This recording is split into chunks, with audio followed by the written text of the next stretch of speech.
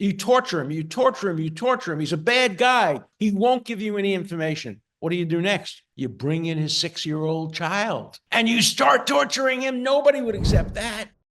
Welcome back to the show. I'm Carl Cannon, Washington Bureau Chief, Real Clear Politics, joined now by one of the most famous lawyers, if not the most famous lawyer in America, Alan Dershowitz. Been writing and thinking about the law for 65 years, I want to say. And I'm an old man, yeah, but I've been thinking a lot about the law. Yeah. Harvard professor, defense lawyer, and public intellectual, and deep thinker about the obligations of the law and of citizens to obey the law and what that means. This latest book, I won't say your last book. You may write another one when you're 90. My dad's just finishing his memoir, Alan, and he's 92. So fantastic. I have something to look forward to. Yeah. So the latest book is called The Preventive State. If you're watching our podcast, you're seeing it there. If you listen on Sirius XM radio, just go out and buy it, because this is a book that you'll need. Stephen Breyer praised it. He said, you shall thank Alan Dershowitz for writing this valuable book. I think that's a good way to start. But the preventive state, Professor, we don't want bad things to happen, and we want to prevent everything from terrorist attack. And there was a terrible one this week in Washington, D.C. But we don't want to have a police state. And you wrestle with these issues. You've been wrestling with this issue, really, if you think about it, your whole career.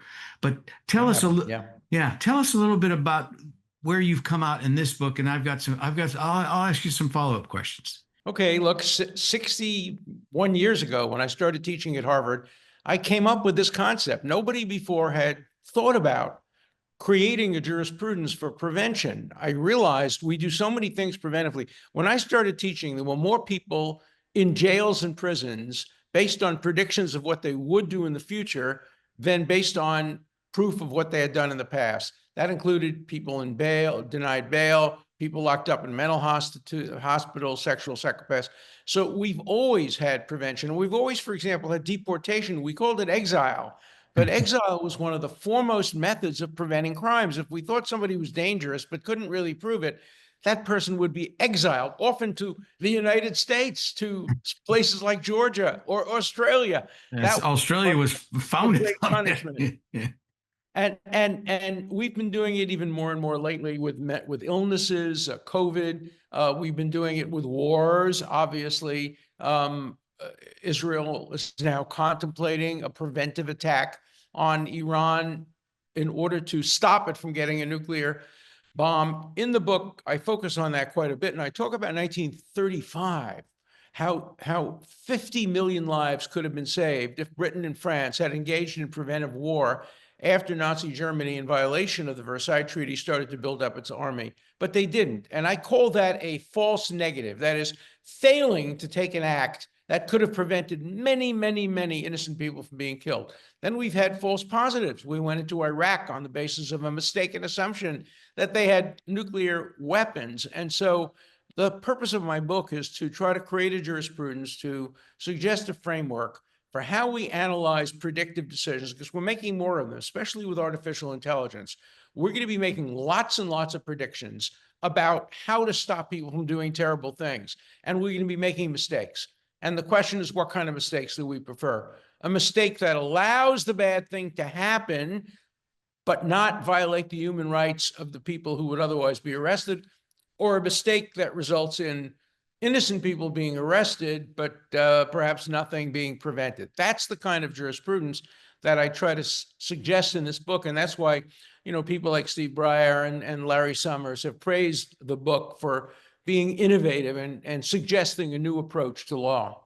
Well, Professor, you remember this from not only your law school days, but, undergraduate philosophy courses. We wrestle these questions, and the hypothetical is always something along the lines, a terrorist is going to commit a crime. You've got the terrorist, but he won't tell you anything. So do you torture him? This country, I have a chapter in the book on torture. This country has largely come out against that in most of the Western world. But my worry is, and here's what I want to ask you about, you introduce artificial intelligence into this, and this is where we're going. And you get these people, these predictions that people are going to be very sure of. How do you say, no, we can't torture this person because right now, we don't even think torture works very well because they give you bad information. But how do you prevent the society from getting so cocky with its predictive abilities that we cross that line and go back to a place we decided we didn't want to go to? Yeah, no, I deal with that directly. First of all, torture works. It works. Does it work better than other mechanisms? We don't know. We know that French patriots gave up their best friends and family members when they were tortured by the Gestapo. We know that in North Africa, torture worked. It's a horrible, horrible thing, but it works. I do a hypothetical in my book. So you capture this horrible terrorist. He knows about a bomb that's going to be planted in New York. There's not enough time to get everybody out of the city. You torture him, you torture him, you torture him. He's a bad guy. He screams, he yells. He won't give you any information. What do you do next? You bring in his 6-year-old child and you start torturing him. Nobody would accept that. Right. But to save 1 million lives, would we torture a 6-year-old child? Those are the kinds of issues we discussed in philosophy, but we didn't create a jurisprudence. We know that when it comes to people who've committed past crimes, better 10 guilty go free than 1 be wrongly confined. 10 to 1 ratio comes right out of the Bible, Abraham's argument with God over the sinners of Saddam. But how many 9/11s would we be willing to tolerate? And how many people would we be willing to falsely arrest? Forget about torture for the moment, but just arrest, deport, confine in order to prevent how many 9/11s? Those are the questions that we don't ask because we don't like the answers. And they're very hard. We've rejected torture in this country. We've rejected it in theory, but in practice after 9/11, we sent people to black sites. We know that Muhammad Khalid was waterboarded 80 times. That's torture. So in theory, we don't do it, but in practice, we do it. And when that happens in a democracy and there's no jurisprudence, it's wrong. I'd much rather have a jurisprudence and recognize that's what we're doing, and at least we can constrain it that way. You're listening to Alan Dershowitz, famed law professor, defense lawyer, author of a new book, The Preventive State. I'm Carl Cannon, Washington bureau chief for Real Clear Politics. Professor, let me ask you this. An argument, John McCain used to make this argument. I remember getting in a conversation with him over dinner. It was fascinating because here was a man who had been tortured. Yeah. And what John McCain argued, he didn't argue jurisprudence and he didn't argue net lives. He argued a more metaphysical argument, a philosophical, almost a religious argument. He said, we lose our souls if we do some of these things, even if we save net lives. How do you deal? What are your thoughts about that?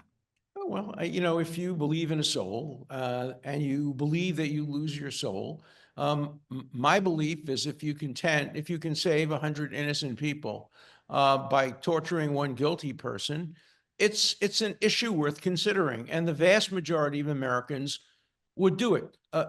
Jeremy Bentham, I quote him in The Preventive State. Jeremy Bentham makes an argument. What if there were a gang of torturers and they were torturing people every day and you captured the head of the gang? And by torturing that torturer, you could stop torturing.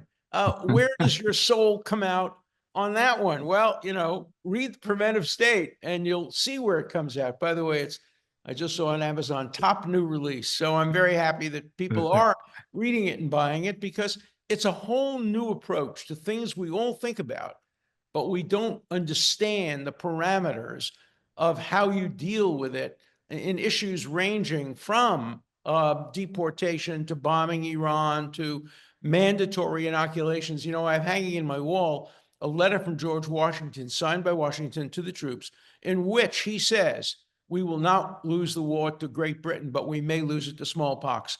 And therefore, I order every single soldier in the army to have an inoculation against smallpox. A lot of soldiers objected.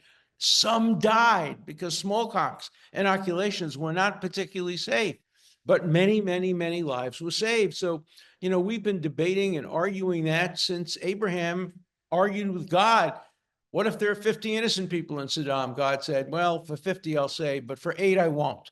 He created a balance and he stopped at 10. So we've been debating this in biblical times, but this is the first book to create a jurisprudential framework. I actually give numbers. I actually go through a kind of arithmetic. It's too fancy to say mathematical. It's not Bayesian. It's simple arithmetic arguments about how many mistakes of one side should we be willing to tolerate in order to prevent how many mistakes on the other side. All right, we've got about a minute left, but I want to ask you, when you say jurisprudence, are you talking about sort of federal law? Are you talking about case law? Explain that a little more. Okay, a jurisprudence starts from the bottom up. You begin to get cases. We have what's called the case method of analysis, the common law method. In Europe, they use statutes. They start with statutes. We don't start with statutes. We start with the common law. We start by doing pragmatic things. The Bible goes the same way. The book of Genesis starts with pragmatic, statutory law. It only moves to the Ten Commandments in the book of Exodus. And that's the way our law works. We start out with cases and controversies and judges trying to come up with a principled way of dealing with. And once they do, we then pass laws. Now we're seeing executive actions which circumvent both the judicial and the legislative and introduce kind of a new lawmaking capacity by the president, but they're all part of a jurisprudence.